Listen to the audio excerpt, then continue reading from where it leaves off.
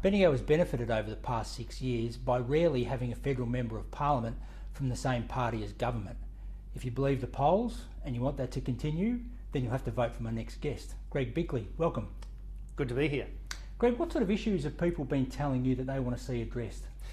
I think across the country, and also it's not confined to the electorate of Bendigo, that cost of living pressures are certainly prevalent. We've seen the cost of living spiralling under this government, and it's something that the people of Central Victoria and the Macedon Ranges sorely need to have addressed.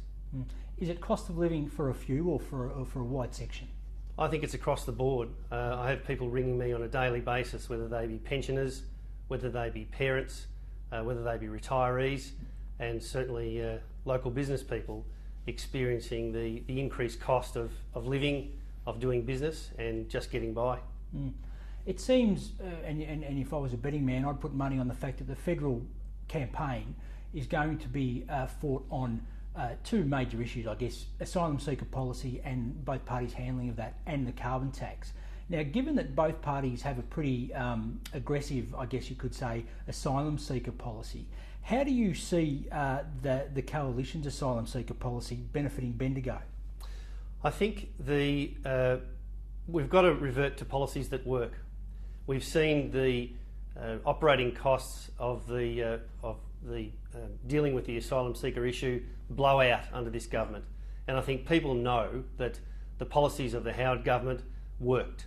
They stopped the boats, and I think that's what people want to see. They want to see this money being spent elsewhere.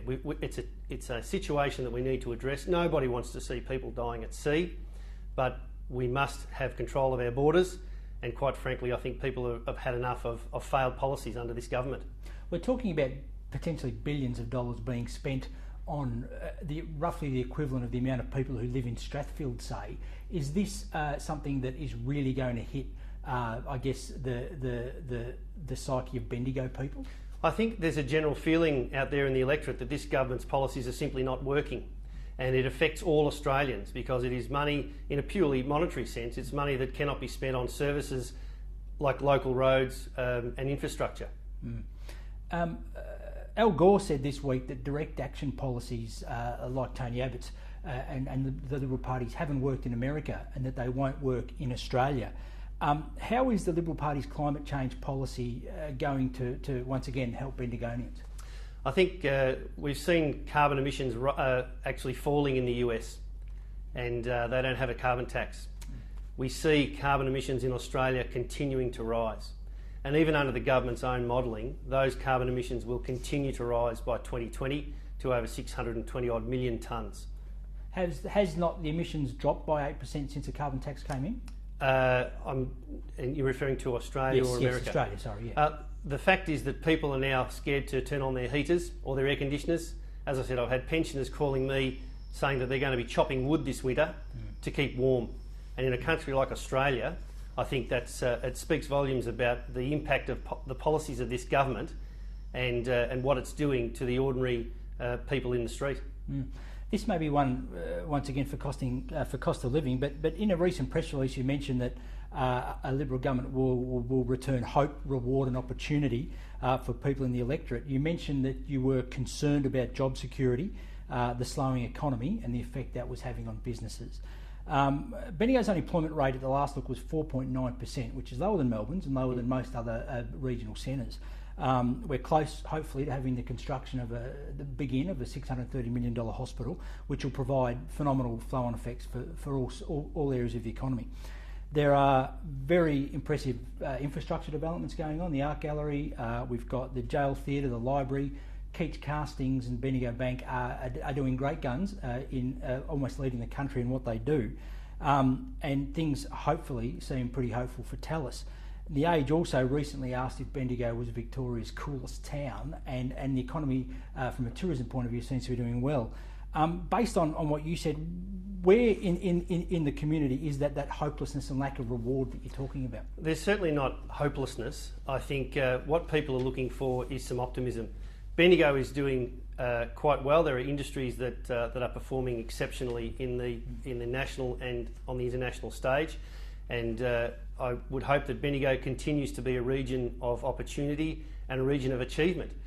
The feedback I'm getting out there on the street, and it runs counter to some of the government claims that everything is going along fantastically, that there is a genuine concern about optimism for the future. We've seen the ANZ job figures the lowest in advertisements, the lowest in 3 years. We've seen now things that we haven't seen since the recession we had to have in the 90s. So look, I think we can always do better, but there are certain areas of the electorate that are doing it tough. And as I said, I field calls on a daily basis now from people concerned about their power bills, their cost of living pressures, and these are things that we can directly affect, as the Coalition has promised to do, repeal the carbon tax on day one of an Abbott-led government, because it will directly reduce the cost of living. Yeah. Greg, you mentioned in your advertising that you pledged to work day in, day out to deliver what we need in Bendigo, including the new Bendigo Hospital. You said that you'd work with the state government to complete the Bendigo Hospital. Have you spoken to David Davis, the Health Minister in Victoria, about our concerns here? Concerns about? The delays or the agreement with Lend-Lease over the union deal? Look, there are, as part of any contractual negotiation process, these negotiations have been and should be undergone in secrecy and commercial in confidence. And I think what we have seen is a lot of conversations about what may or may not be happening by people wanting to upset the process. I'm very confident with the state government's handling of the contractual negotiations to this stage, and I think we will see the best possible outcome for Bendigo, with the state Liberal government committing an extra $105 million more than what the previous Labor government was originally going to commit. So look, I think it's going to be a fantastic project for Central Victoria, Central and Northern Victoria, and I look forward to assisting where I can, if I get the opportunity, to ensure that comes to fruition.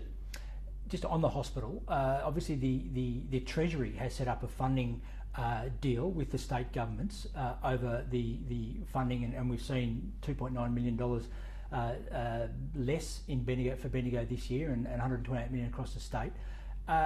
What will you do if elected, and if the Liberal Party is elected federally, to try and change that formulation? Look, it's very simple.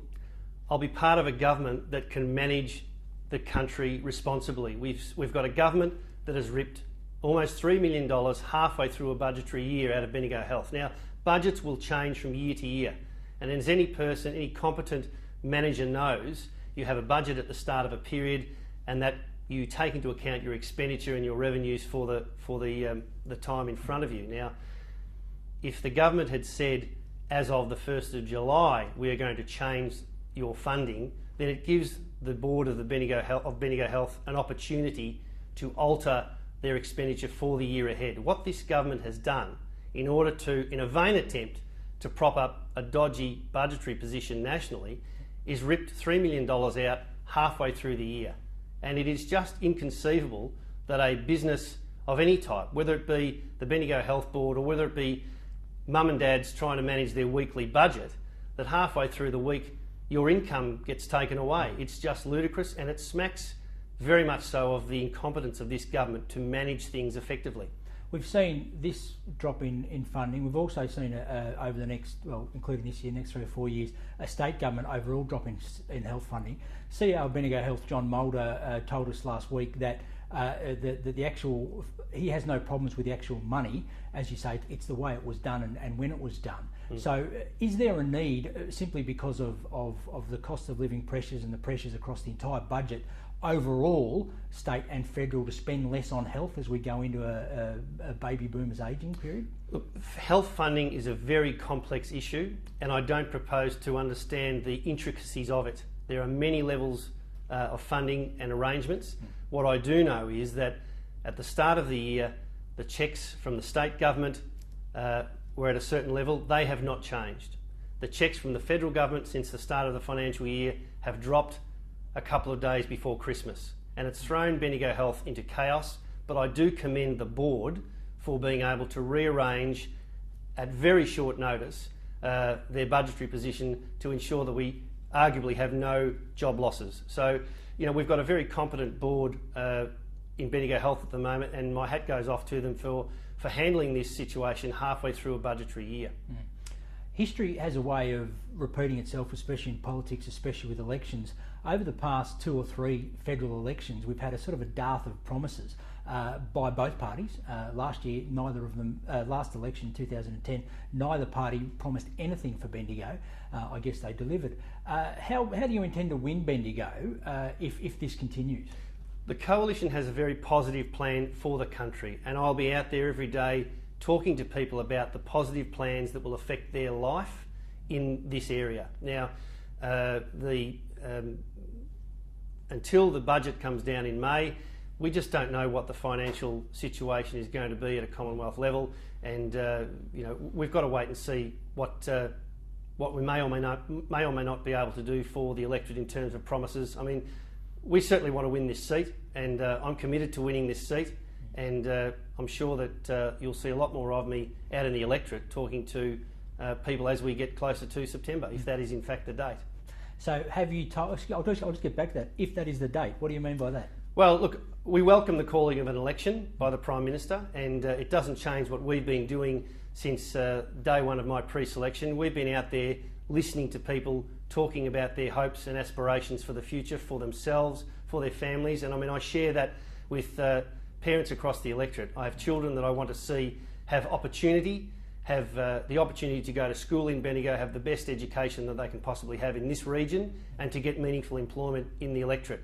And that's part of my message, and it's part of the hope, reward and opportunity message that we are strongly holding to, because it is a positive message, and we do have plans to build a powerhouse economy, create 2 million jobs in 10 years, and have a safe, secure Australia. So what have you told the party that the priorities are for Bendigo? Look, we're in the process of looking at what we can do to help various parts of the electorate, and look, I won't go into details today, but look, we're a long way till an election, the longest campaign period in Australia's history, and despite what people say about the official campaign starting when the Governor-General is visited to dissolve the House of Reps, I think we're in campaign mode, and let's not make any bones about it. Greg, thank you. Pleasure.